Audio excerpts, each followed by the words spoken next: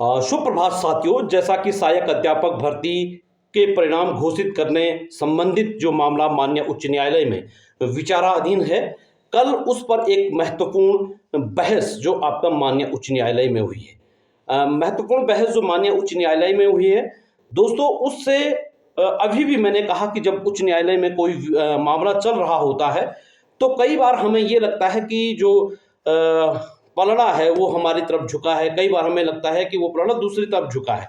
ये माननीय उच्च न्यायालय में होता रहता है। लेकिन साथियों, जब तक कोई भी माननीय उच्च न्यायालय का कोई भी जो है निर्णय हमारे सामने स्पष्ट रूप से नहीं आता है, तब तक हम आपका क्या है कि विश्वास नहीं कर सकते हैं कि निर्णय हमारे पक्ष में है।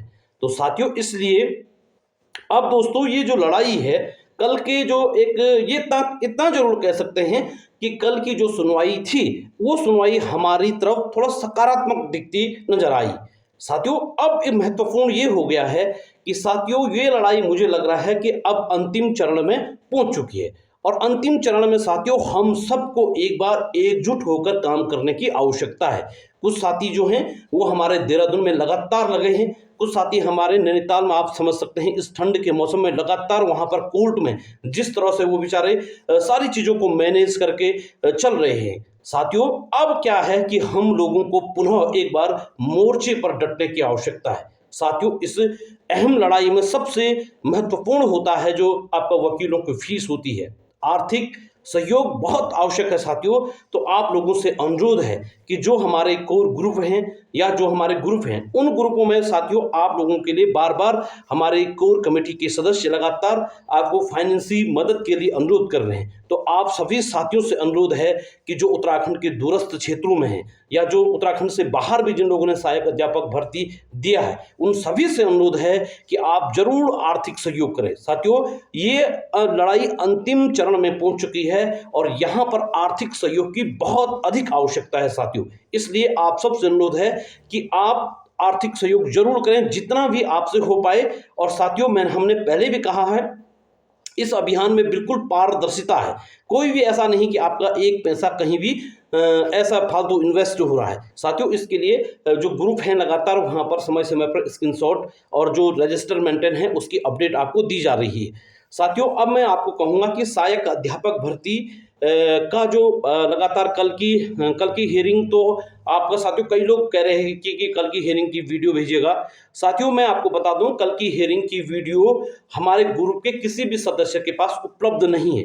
कल क्या हुआ कि कल जो माननीय उच्च न्यायालय की कार्रवाई ऑनलाइन होती है उसमें बहुत कम सदस्य जुड़ पाए, इसलिए कल की हियरिंग की वीडियो नहीं बन पाई। लेकिन जो साथी माननीय उच्च न्यायालय में की कार्रवाई के प्रत्यक्षदर्शी थे, उन साथियों से हमने भी सुना और सुनकर क्या हुआ कि उसको हमने आपको जो थोड़ा बहुत जानकारी हमारे पास थी उसको हमने आपको आपके मध्य यूट्यूब के माध्यम से साझा किया।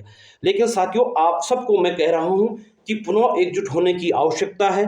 तभी साथियों, हमने पहले भी कहा कि चाहे आपका सहायक अध्यापक हो ना हो, चाहे आप क्या है कि प्रवक्ता की तैयारी कर रहे हैं या आप लोग ग्रुप सी की तैयारी कर रहे हैं या अन्य एग्जामों की तैयारी कर रहे हैं, साथियों सीधी भर्तियों में वेटेज का आप देखिएगा कहीं भी कोई भारत में कोई प्रावधान नहीं है। और साथियों, आप ये सीधी भर्ती में अगर वेटेज 1% यहाँ मिल भी जाता है तो दोस्तों आने वाली जो भर्तियां हैं उनके लिए खतरे की घंटी बन जाएगी। इसलिए साथियों, किसी भी हाल में हम सबको एकजुट होकर इस जो आपका वेटेज का जो प्रावधान या जो किया जा रहा है या किए जाने का जो प्रयास किया जा रहा है उसको रोकने के लिए हर संभव हमें आपका जोर लगाने की आवश्यकता है।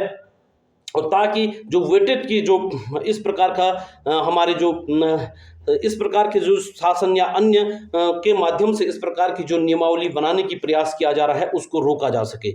इसलिए साथियों, पुनः आप सबको मैं यही कहना चाहता हूं कि आने वाले साल या आप देखिएगा जितने जल्दी न्यायिक प्रक्रिया के तहत हमारे सम्मुख निर्णय आता है, उस निर्णय को हमें आप सबको बेसब्री से इंतजार। आप देखते हैं कि लंबा टाइम हमारा पेपर दिए हो गए हैं और बहुत जल्दी हम चाहते हैं कि हमारा जो परिणाम है वो हम सब के मध्य घोषित होना चाहिए। साथियों, इसीलिए आप सबसे अनुरोध है कि आप बने रहे और लगातार जुड़े रहे।